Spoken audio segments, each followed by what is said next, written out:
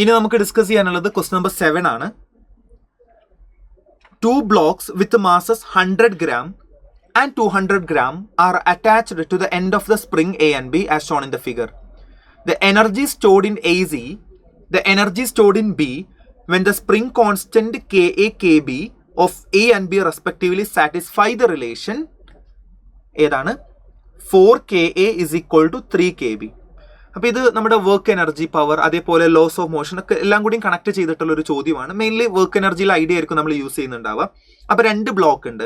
ഒരു ബ്ലോക്കിൽ നമ്മൾ 100 gram ആണ് അറ്റാച്ച് ചെയ്തിട്ടുള്ളത്. രണ്ടാമത്തെ സ്പ്രിങ്ങിൽ 200 gram. Energy stored in first സ്പ്രിങ്ങിൽ സ്റ്റോർ ചെയ്ത എനർജി എത്രയാണ്? ഇ ആണ്. ഇതിന്റെ സ്പ്രിംഗ് കോൺസ്റ്റന്റ് Ka, ഇതിന്റെ സ്പ്രിംഗ് കോൺസ്റ്റന്റ് Kb ആണ്. ഇനി അതിന്റെ റിലേഷൻ ക്വസ്റ്റിൽ തന്നിട്ടുണ്ട് 4Ka is equal to 3Kb. Then എന്താണ് നമ്മളോട് ചോദിച്ചിട്ടുള്ളത്? Then the energy stored in ബിയിൽ സ്റ്റോർ ചെയ്തിട്ടുള്ള എനർജിയാണ് നമ്മളോട് കണ്ടുപിടിക്കാൻ ചോദിച്ചത്. ഇൻ ടേംസ് ഓഫ് ആദ്യത്തെ ആളിലെ ആദ്യത്തെ ഇന്റെ ടേംസിലുള്ളത് വേണം. അപ്പോൾ നമുക്ക് എനർജി സ്റ്റോർഡിന്റെ ഫോർമുല അറിയാം. എനർജി സ്റ്റോർഡിന്റെ സ്പ്രിങ്ങിന്റെ ഫോർമുല എന്താണ്? ½ kx². In a spring the energy stored is equal to ½ kx². പക്ഷെ ഈ റിലേഷൻ യൂസ് ചെയ്യുമ്പോൾ നമുക്ക് മനസ്സിലായത് ഹാഫ് കുഴപ്പമില്ല, കോൺസ്റ്റന്റ് ആണ്. കെ എന്ന് പറയുമ്പോൾ സ്പ്രിംഗ് കോൺസ്റ്റന്റ്. സ്പ്രിംഗ് കോൺസ്റ്റന്റിനെ കുറിച്ച് ക്വസ്റ്റിൽ പറയുന്നുണ്ട്. കെയുടെ ഡാറ്റ ക്വസ്റ്റിൽ തരുന്നുണ്ട്. അപ്പോൾ നമുക്ക് നോക്കാം ഈ ക്വസ്റ്റിൽ ഏതൊക്കെ ഡാറ്റ തന്നിട്ടുണ്ട്, ഏതൊക്കെ തന്നിട്ടില്ല എന്നുള്ള കാര്യം. ഹാഫ് ബോദർ ചെയ്യേണ്ട. കെനെ പറ്റി ക്വസ്റ്റിൽ പറയുന്നുണ്ട്.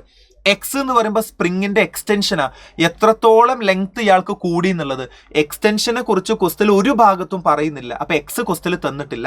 പകരം ഇവർ ഫോഴ്സ് തന്നിട്ടുണ്ട്. മാസ് അറിയാന്നുണ്ടെങ്കിൽ ഒബ്വിയസ്ലി നമുക്ക് ഫോഴ്സ് കണ്ടുപിടിക്കാം. അപ്പൊ ഇവിടെ ആരെയാണ് തരാത്തത്? ക്വസ്റ്റിൽ എക്സ്റ്റൻഷനെ കുറിച്ച് ഒന്നും സംസാരിക്കുന്നില്ല. അപ്പൊ തരാത്ത ആളെ റീപ്ലേസ് ചെയ്യണം. അപ്പൊ നമുക്ക് എക്സിനെ റീപ്ലേസ് ചെയ്യണം. അങ്ങനെയാണെങ്കിൽ നമുക്ക് വളരെ പെട്ടെന്ന് ഈ ചോദ്യം ചെയ്യാൻ പറ്റും. So we want to replace X. We know that F equal to -kx. ഞാൻ മാഗ്നിറ്റ്യൂഡ് എഴുതാം. സ്പ്രിങ്ങിന്റെ ഫോഴ്സിന്റെ ഇക്വേഷൻ അല്ല, restoring force is equal to kx ആണ്. നമുക്ക് എക്സിനെയാണ് റീപ്ലേസ് ചെയ്യേണ്ടത്. Therefore x is equal to F divided by k. ആ കിട്ടിയ എക്സിന്റെ വാല്യൂ കൊണ്ടുപോയിട്ട് ഇവിടെ സബ്സ്റ്റിറ്റ്യൂട്ട് ചെയ്താൽ മതി. Therefore u is equal to ½ into k into എക്സിന് പകരം നമുക്ക് എന്ത് എഴുതാം? F/k എന്ന് എഴുതാം. സ്ക്വയർ ഉള്ളത് കൊണ്ട് നമുക്ക് സ്ക്വയർ എഴുതാം. ഒരു k കട്ടായി പോയി. Therefore, the energy stored in spring is equal to F square divided by 2K. ഇതാണ് നമ്മുടെ റിക്വയർഡ് ഇക്വേഷൻ. അപ്പോൾ ഫോഴ്സിനെ കുറിച്ച് ക്വസ്റ്റിൽ പറയുന്നുണ്ട്. രണ്ടുപേരുടെ മാസ്, ഒരു ഹാങ് ചെയ്യുന്ന വസ്തുവിന്റെ ഫോഴ്സ് എന്ന് പറയുമ്പോൾ ഗ്രാവിറ്റേഷണൽ ഫോഴ്സ് mg അല്ലേ. വേണമെങ്കിൽ അതിനെ റീപ്ലേസ് ചെയ്യാം. എഫിന് പകരം mg എന്ന് എഴുതാം.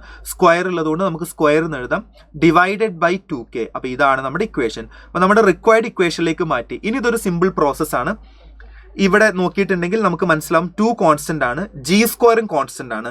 കെ മാറുന്നുണ്ട്. രണ്ടുപേർക്കും കെ ഡിഫറെന്റ് ആണ്, എമ്മും ഡിഫറെന്റ് ആണ്. ഒരാൾക്ക് 100 gram, അടുത്ത ആൾക്ക് 200 gram. അപ്പോൾ ഇവിടുന്ന് നമുക്ക് റിലേഷൻ ഉണ്ടാക്കിക്കൂടെ? എങ്ങനെ എഴുതാം? Potential energy is directly proportional to m² and it is inversely proportional to K. ഇതാണ് ഇവിടുത്തെ relation. Directly proportional to m² and inversely proportional to K. അപ്പോൾ നമുക്ക് എങ്ങനെയാണ് ഇവിടുന്ന് റിലേഷൻ ഉണ്ടാക്കാൻ പറ്റുന്നുണ്ടാവുക? ഇവിടുന്ന് നമ്മൾ റിലേഷൻ വേണമെങ്കിൽ ഇങ്ങനെ ഉണ്ടാക്കാം.